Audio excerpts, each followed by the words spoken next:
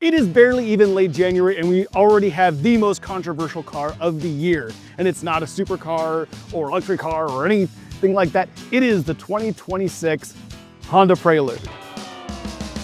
This is the car that no one can agree on and everyone has a hot take about because no one quite understands what it is and who it's for. And the problem is all in the name because Preludes have history and history creates expectations. The Preludes of the 80s and 90s were sports cars. They had manual transmissions and high revving engines with VTEC and all-wheel steering.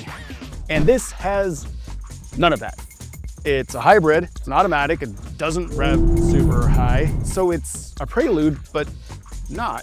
And even the chief engineer couldn't really help us make sense of it because according to him, the idea behind this car was not to be like a fighter jet, but to be more like a glider. These are his words.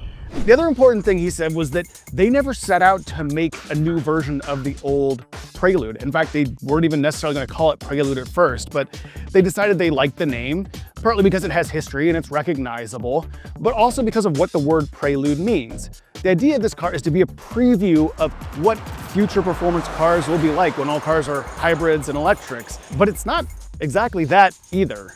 And what this car actually is kind of a mashup of all the Civics that already exist. It's like a Civic hybrid coupe SI. For everything else you could possibly want to know about the new Prelude and who it's maybe for, go to MotorTrend.com.